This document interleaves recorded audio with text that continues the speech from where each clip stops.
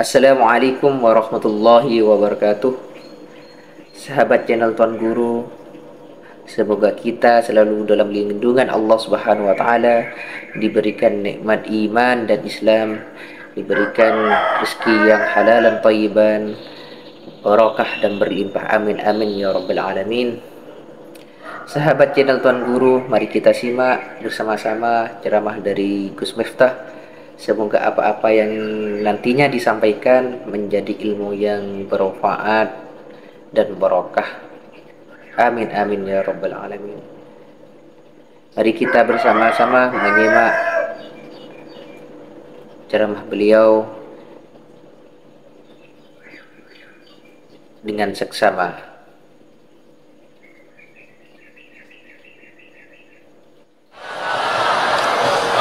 Alhamdulillahi rabbil alamin wa kafa, salatu wassalamu ala sayyidina Muhammadinil Mustafa wa ala alihi wa sahbihi ahli sidqi wal wafa, amma ba'du. Para masyayikh,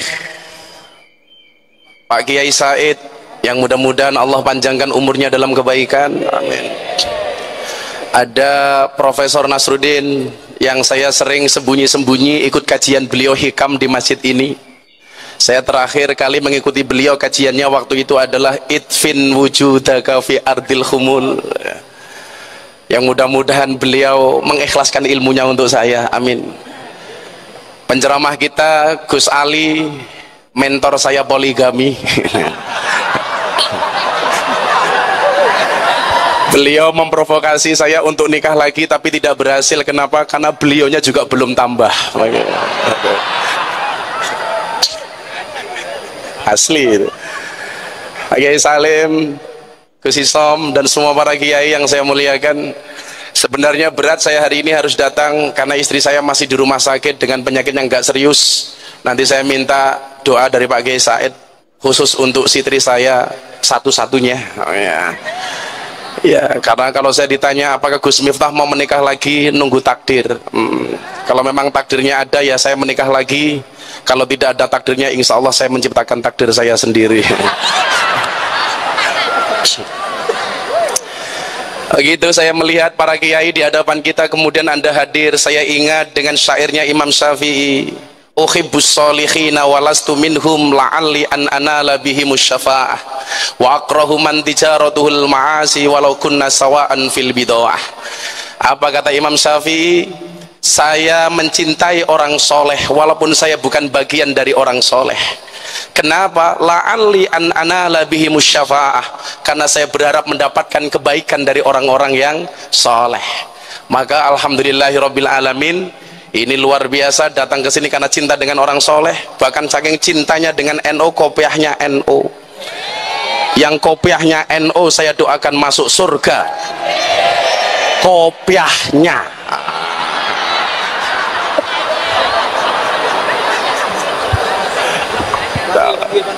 Subhanallah. Dipanggil Pak Kiai, dipanggil Pak Kiai. Kiai, insyaallah. Pak mertua ini, masya Allah. Oh salah, kualik, sorry bro, kualik bro.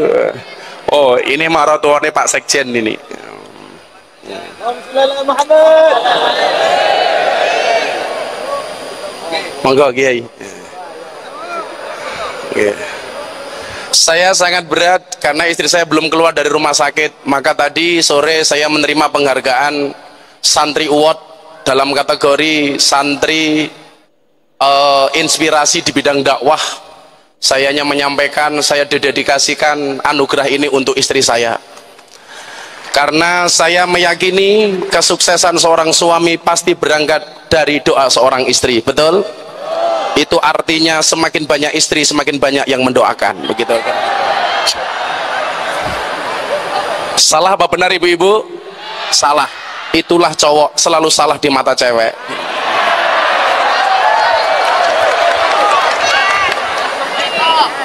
Coba ibu-ibu saya tanya, dalam Al-Quran itu ada 4 tipologi macam keluarga. Tolong bapak-bapak diam, Anda pilih yang mana? Satu, tipe keluarga Nabi Nuh, suaminya soleh, istrinya nakal. Dua, tipe keluarga Fir'aun, suaminya nakal, istrinya solehah. Yang ketiga tipologi Abu Lahab, suaminya nakal, istrinya nakal. Yang keempat tipologi Ibrahim, suaminya soleh, istrinya solehah. Ibu-ibu Anda pilih mana? Nuh, Fir'aun, Abu Lahab apa Ibrahim? Ibrahim. Dan Anda tahu Ibrahim istrinya dua.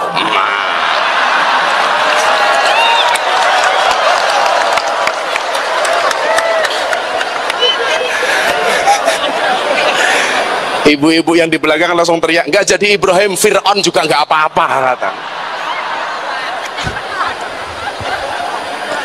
Maka melanjutkan Gus Ali tadi, saya pengen mumpung ini malam Jumat, syair lagu yang sering saya lantunkan terutama malam Jumat, saben malam Jumat nanti saya tambahi dengan syair NKRI. Saya aja untuk membuka kajian kita dengan membaca sholawat bersama-sama. Setuju? Semuanya bawa HP, flashnya bisa dihidupkan. Mudah-mudahan terangnya Istiqlal malam hari ini menjadi terangnya besok kita di alam barzah. Amin. Mohon izin Pak Kiai, ini anak-anak milenial saya ajak untuk bersolawat ala milenial. Shallu ala Nabi Muhammad. Insyaallah. Ya. Jumat ahli kubur mulih nang omah kanggo njaluk donga wajan Quran najan sakalimah lamun ora dikirimi banjur bali mbrebes milih bali nang kuburan mangku tangan tetangisan saling iman saling wasalim dan iman wal ali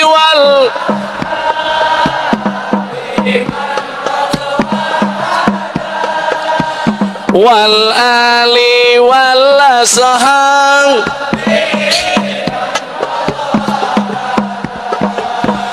kebacut temenan ger hana turunku Allah kowe ora wirang padha mangan tinggalanku lamun aku bisa bali ning alam bakal taring kasih donyaku sing isih ana. Yang tiga tadi baru buat tadi di mobil ya, ngetik-ngetik gitu. Oh ini di Istiqlal banyak yang nggak paham bahasa Jawa, maka saya tambahi bahasa Indonesia. Katanya khotibun nas bi qadri ukulihim. Tolong mbak-mbaknya nggak usah cerewet. Dari tadi bilang Gus kacamatanya dibuka. Pertanyaannya, kamu pengen mendengarkan ngajiku apa pengen melihat mataku? Ini Pak Kiai Said, saya kemarin di Jeddah, saya pulang umroh pas Independence Day tanggal 23 September. Begitu saya masuk bandara Jeddah, polisi-polisi di Arab askar itu heboh, torik. Saya datang, saya pakai kacamata, saya pakai tongkat, minggir, kasih jalan. Saya pede toh, tahu dia Kiai viral yang datang gitu kan. Begitu nyampe bandara saya tanya, Pak polisi kenapa semuanya disuruh minggir? Apa jawaban mereka? Jelas ada orang buta lewat. Ya Allah. Ngoten Gus, berarti bang buta cangkemnya. Maka ketika saya ditanya berangkat ke sini, orang ngetek saya di Instagram, apa dalil sahih memperingati hari lahir Muhammad Sallallahu Alaihi Wasallam dengan melakukan perayaan Maulid, bahkan malam hari ini dengan tema Maulid Akbar? Saya jawab, mohon maaf, aku mencintaimu saja tanpa dalil. Masa aku mencintai Rasulullah harus mencari dalil? Kan begitu. Aku mencintaimu saja tanpa dalil. Masa aku mencintai Rasulullah harus cari dalil? Saya sampaikan, ini adalah caraku mencintai nabiku dengan perayaan Maulid. Cukup Rokib dan Atid yang menilai amalku, cangkemmu ra usah melu-melu.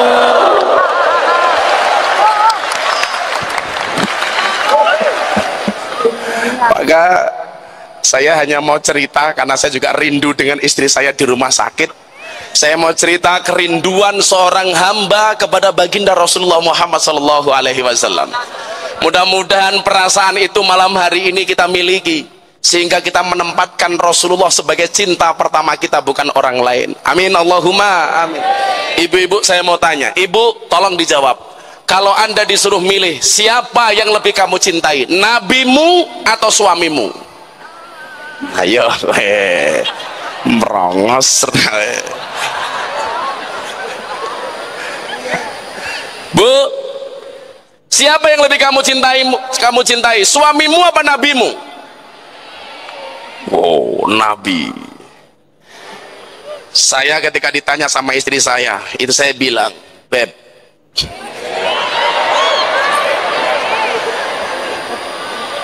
lebih cintai nabimu atau aku istrimu? Saya jawab, hakul yakin, saya lebih mencintai nabiku dibandingkan istriku. Kenapa? Karena Rasulullah mengatakan, la yu'minu ahadukum hatta akuna ahabba ilaihi.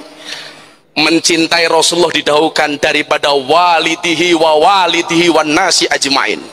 Lebih mencintai Rasulullah dibandingkan orang tuanya, anaknya, dan manusia semuanya, termasuk istrinya. Maka kalau saya ditanya, siapa yang lebih kamu cintai, istrimu apa nabimu? 100% istriku. Kenapa? Rasulullah menyelamatkan, istri belum tentu menyelamatkan. Kowe tepuk tangan ngopo kowe?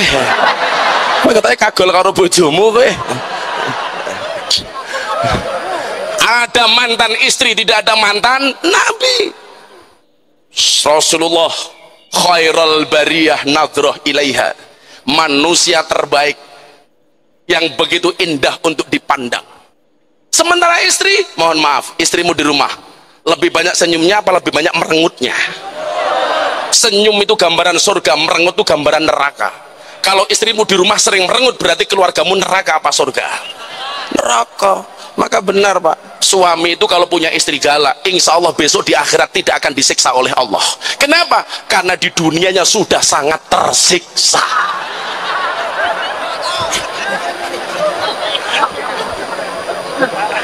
Tapi kamu santai bro, wali-walinya Allah itu rata-rata istrinya galak. Contohnya Umar bin Khattab, galaknya minta ampun istrinya. Maka malam hari ini bapak-bapak kalau punya istri galak, kemungkinan dua hal. Yang pertama, tanda-tanda Anda akan menjadi wali, amin. Yang kedua, min alamatil setruk, insya Allah. Saya akan ceritakan satu kisah kerinduan Bilal bin Rabah kepada baginda Rasulullah Muhammad SAW. Dan Bilal bin Rabah inilah yang menginspirasi saya. Kenapa ketika saya kuliah menjadi penjaga masjid? Yang sering saya sampaikan di YouTube itu, James Bond jaga masjid dan kebon. 5 tahun saya menunggu masjid sebagai tukang adzan. Yang menginspirasi saya adalah Bilal bin Rabah. Walaupun suara saya tidak sebagus Bilal bin Rabah, tapi kulit saya lebih terang daripada Bilal bin Rabah. 5 tahun. Yang sering saya sampaikan, kebetulan masjid yang saya tinggali waktu itu adalah masjidnya orang Muhammadiyah. Ada masalah? Maafi muskilah. Masalahnya cuma satu, gara-gara saya tinggal di masjidnya orang Muhammadiyah, saya kurus, berat badan saya hanya 40 kilo. Kenapa saya ikut Muhammadiyah kurus? Karena Muhammadiyah belas nggak pernah ada selamatan, nggak ada makan-makan, belas.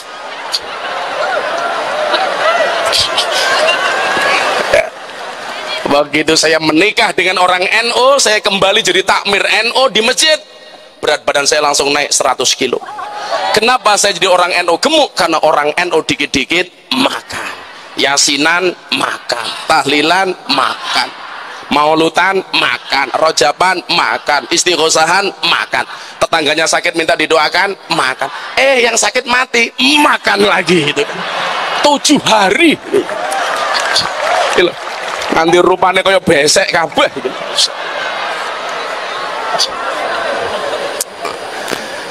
Bilal bin Rabah kenapa diangkat menjadi tukang adzan oleh Rasulullah? Karena suaranya yang sangat merdu, suaranya yang sangat indah. Maka di mana-mana ketika saya pembinaan manajemen masjid, salah satu syarat yang saya ajukan supaya masjid itu makmur adalah carilah tukang adzan yang merdu suaranya. subuhan pagi-pagi dingin, yang adzan usia 70 tahun. Ya Allah, saya pernah tinggal di Jakarta 2 tahun di Cakung, yang adzan Mbah Mudin umurnya 75 tahun. Adzannya ya pakai cara orang tua itu.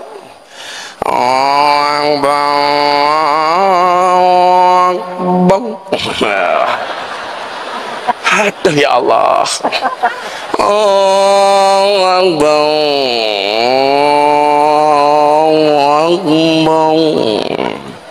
Yang mau datang siapa pakai batuk-batuk?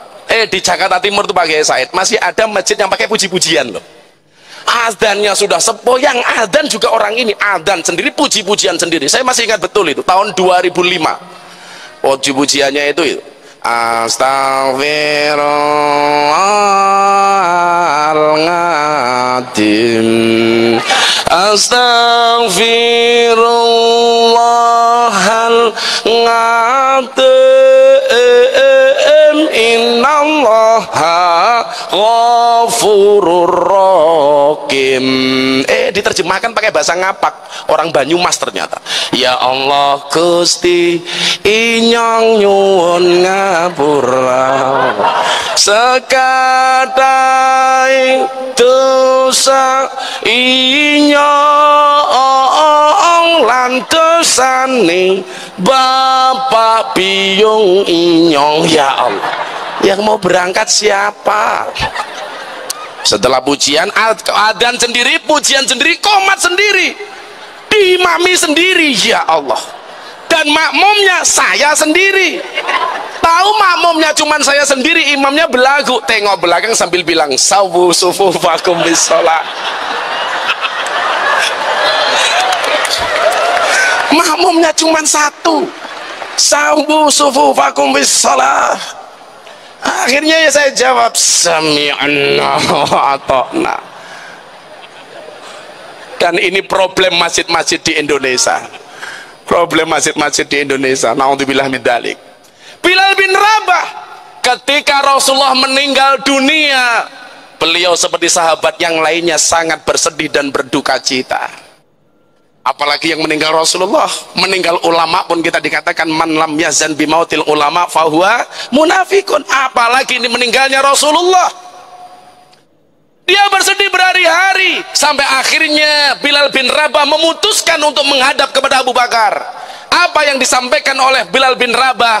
Wahai Khalifah Abu Bakar As-Siddiq, mulai hari ini saya berhenti dari muadzin. Mulai hari ini saya tidak akan mengumandangkan adzan lagi.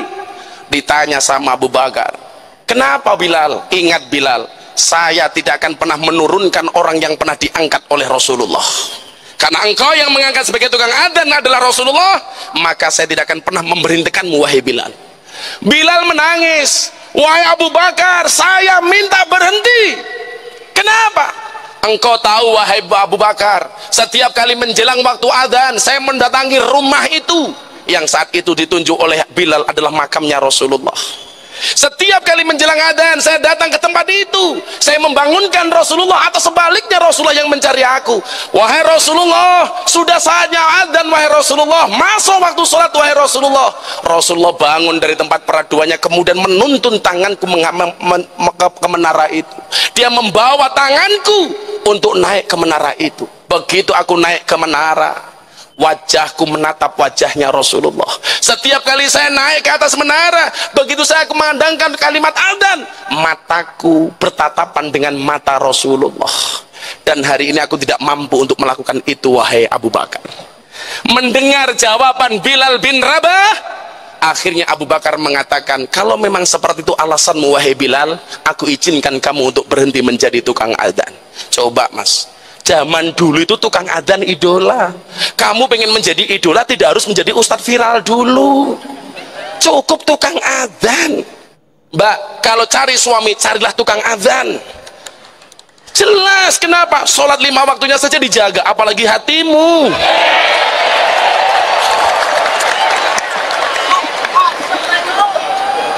Masuk Pak Eko.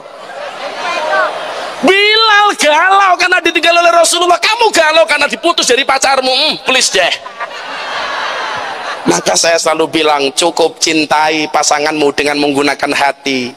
Jangan pernah kamu cintai pasanganmu dengan menggunakan jiwa. Kenapa? Karena kalau kamu putus dari pasanganmu, cukup sakit hati, tidak sampai sakit jiwa.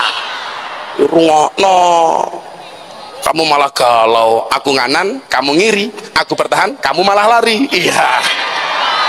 Oh no.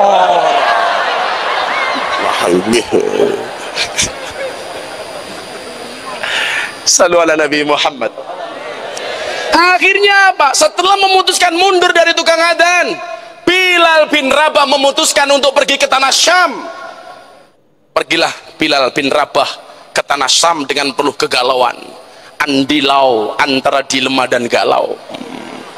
Gegana, gelisah, galau, merana. Karena Bilal mengatakan kepada umatnya, kepada Rasulullah, wahai Rasulullah, aku tanpamu seperti sego kucing tanpa karet, ambiar.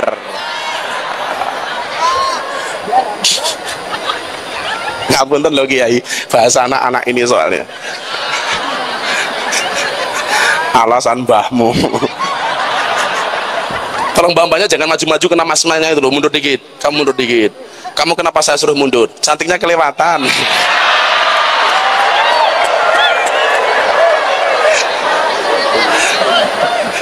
Sallu ala Nabi Muhammad. Akhirnya berbulan-bulan Bilal bin Rabah di kota Syam. Sampai satu malam Rasulullah menjumpai Bilal bin Rabah di dalam mimpinya. Ingat, man ro'ani fil manami fasayaroni fil yaqdah. Barang siapa melihatku di mimpi, seolah-olah dia melihatku di alam nyata. Mohon maaf, kalau kamu mimpi ketemu Rasulullah, wallah itulah Rasulullah. Tapi kalau kamu hanya mimpi ketemu saya, bisa jadi itu gerandong. Kamu mimpi ketemu Rasulullah, wallah itulah Rasulullah. Apa dikatakan dalam mimpi itu? Rasulullah Muhammad SAW mengatakan kepada Bilal, ya Bilal, ma hadzal jabal lima lam tazurni ya Bilal. Begitu kerasnya hatimu wahai Bilal, kenapa engkau tidak mengunjungiku? Bermalam-malam Bilal bermimpi ketemu Rasulullah dengan bahasa yang sama. Setiap kali bangun Bilal menangis, meneteskan air matanya. Sampai satu saat tangisan Bilal dilihat oleh keluarganya. Anggota keluarga Bilal bertanya kepada Bilal, ya Bilal, kenapa tangisanmu seperti itu wahai Bilal? Begitu kamu bersedih, apa yang membuat kamu sedih wahai Bilal? Dijawab oleh Bilal bin Rabah, saya takut ditinggalkan oleh Rasulullah. Saya takut Rasulullah tidak membersamaiku. Saya takut Rasulullah tidak mau mengaku aku sebagai umatnya. Ditanya, engkau adalah orang yang dekat dengan Rasulullah, kenapa engkau mengatakan demikian wahai Bilal? Sambil menangis Bilal menjawab, saya bermimpi ketemu Rasulullah. Rasulullah mengatakan kepadaku, mahadal jafa lima lam tazurni ya Bilal. Begitu kerasnya hatimu wahai Bilal, kenapa kamu tidak mengunjungiku? Dijawab oleh anggota keluarga Bilal bin Rabah, itu artinya Rasulullah kangen dengan engkau wahai Bilal. Rasulullah pengen engkau datang kepadanya. Singkat cerita, Bilal bin Rabah memutuskan untuk kembali ke tanah Madinah. Akhirnya dia berangkat ke kota Madinah. Ada yang meriwayatkan naik kuda, ada yang mengatakan naik unta, ada yang mengatakan naik keledai. Bilal bin Rabah pulang. Begitu dipacu kendaraannya tidak berhenti karena saking kangennya dengan Rasulullah Muhammad SAW. Yang ada di otak dan dadanya Bilal bin Rabah hanya Muhammad SAW. Maka dia memacu tunggangannya dengan begitu kencangnya. Begitu masuk ke kota Madinah, melihat Jabal Uhud, mata Bilal bin Rabah menangis karena di tempat itulah dia pernah bersama dengan Rasulullah. Setiap kali melihat gang-gang dan jalan di sudut-sudut kota Madinah, terbayang romantisme dengan Rasulullah. Begitu sampai dekat makam Rasulullah, dia berjalan merangkak. Ini pula yang dicontoh oleh Bung Karno ketika pertama kali datang ke makamnya Rasulullah. Dia tanggalkan semua atribut kepresidennya, dia datang ke makam Rasulullah dengan cara jongkok. Ketika ditanya, wahai Soekarno, kenapa engkau melakukan itu? Ini adalah manusia terbaik sepanjang sejarah, kata Soekarno. Bapaknya begitu cinta dengan Rasulullah, anaknya, ya Allah.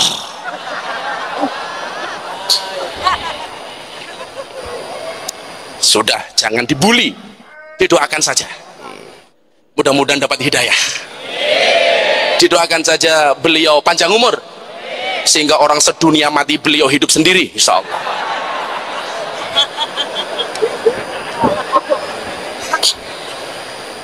Emang agak dilema. Anak saya jadi ikut-ikutan bertanya umur 4 tahun gara-gara lihat YouTube itu. Abah, ini ada pertanyaan, pilih Al-Quran apa pilih Pancasila? Dilematisnya di mana? Kalau saya jawab saya pilih Al-Quran, seolah-olah saya tidak cinta dengan Pancasila. Kalau saya pilih Pancasila, seolah-olah tidak cinta dengan Al-Quran.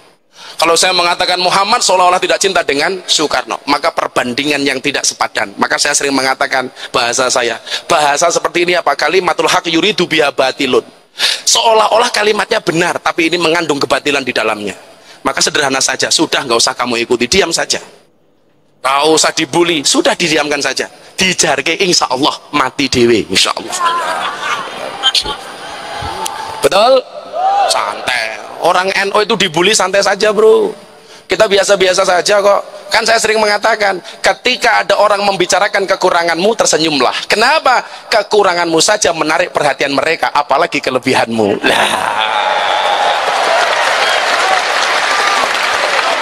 Santai aja, nggak apa-apa. Understand? Makanya kalau ada orang mengatakan cintanya orang NU kepada Rasulullah itu berlebih-lebihan, please deh, kamu cinta dengan pacar kamu saja bahasanya kayak gitu kok, apalagi kalau mata sudah terpikat, hati sudah melekat, tai kucing rasa pernah makan bahwa kamu, apalagi ini dengan Rasulullah. Saya pernah menyandungkan syair Rabbi fangfa'na bibarakatihim wahdinal husna bihurmatihim wa amitsna fi tariqatihim wa mu'afatim minal fitani. Saya disenggol sama orang Wahabi, bahasa kamu berlebih-lebihan katanya. Malah tak bengok. Rabbi fangfa'na, Rabbi fangfa'na bibarakatihim wahdinal husna, wahdinal husna bihurmatihim wa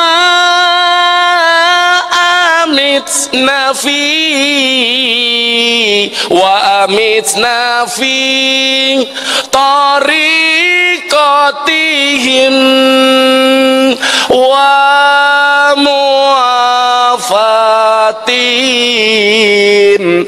mu'afatin minal fitani. Kalau saya ngaji di hadapan Pak Said harus minimal baca syair, karena menurut beliau salah satu syarat jadi pengurus PBNU harus bisa syair. Maka ya saya memantaskan diri di hadapan Pak Said, itulah kira-kira. Insya Allah besok saya jadi pengurus PBNU tuh kan nggak pakai kabel, pakai Said gitu loh.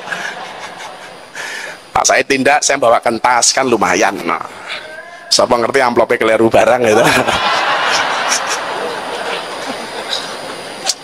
Kalau ngaji di PBNU jangan ngomong amplop, pasti nggak cair. Estu Gus.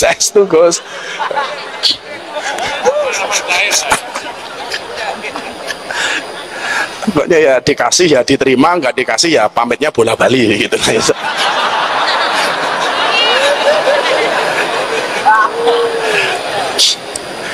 Akhirnya apa yang terjadi? Begitu Bilal memadu kasih dengan Rasulullah, menangis di hadapan pusara Rasulullah, datanglah Khalifah Abu Bakar Siddiq. Abu Bakar, Bilal kamu pulang. Iya wahai Abu Bakar. Menangislah si Bilal sejadi-jadinya. Ditanya sama Abu Bakar, kenapa kamu menangis wahai Bilal? Saya takut Rasulullah meninggalkanku wahai umat Abu Bakar. Apa jawaban Abu Bakar? Kenapa kamu mengatakan demikian? Dia datang di dalam mimpiku dan dia mengatakan, alangkah kerasnya wahai hatimu wahai Bilal, kenapa engkau tidak mengunjungiku? Dijawab oleh Abu Bakar As-Siddiq, Bilal, Rasulullah tidak akan pernah meninggalkan umatnya yang pernah menumpahkan air matanya.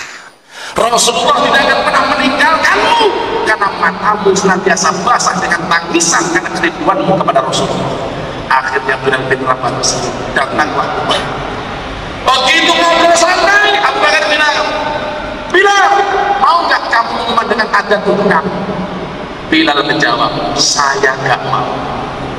Saya belum bisa, wahai Abu Bakar. Ketika jawaban ini disampaikan, datanglah dari belakang Bilal bin Rabah, cucunya Rasulullah Muhammad SAW.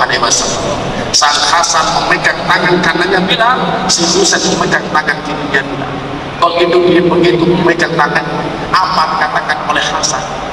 Hei, tukang adzan bapakku datang, tukang adzan bapakku telah kembali. Dicium oleh Bilal, memandang wajahnya Sayyidina Hasan. Kenapa? Karena wajah yang paling mirip dengan Rasulullah adalah wajahnya Sayyidina Hasan. Dipandang kakinya Sayyidina Husain. Kenapa? Karena kakinya Sayyidina Husain sangat mirip dengan kakinya Rasulullah. Rangkul sama Bilal, kemudian menangis. Saat itulah Hasan mengatakan, wahai Bilal, mau gak engkau adzan untuk kamu? Mendengar permintaan, perintah dari cucu Rasulullah, Bilal tidak bisa menolak. Karena takut kalau menolak permintaan cucunya Rasulullah, dia akan ditinggalkan oleh Rasulullah.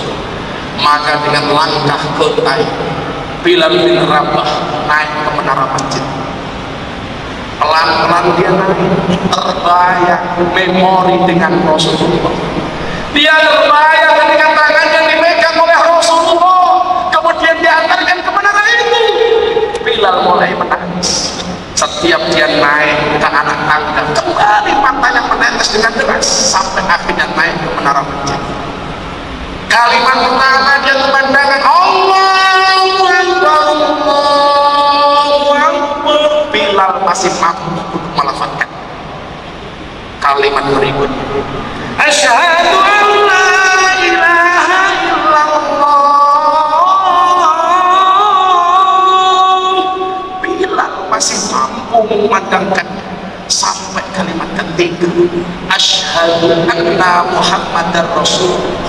Baru sampai kalimat asyhadu anna Muhammadar, Bilal jatuh pingsan. Dia menangis jadi-jadi, sehingga kemudian orang-orang bertanya, ada apa dengan Bilal? Di awal ada orang-orang Madinah mengatakan Bilal telah kembali, sehingga banyak orang Madinah menyangka Rasulullah hidup kembali. Apakah Rasulullah hidup kembali? Kenapa Bilal ada lagi?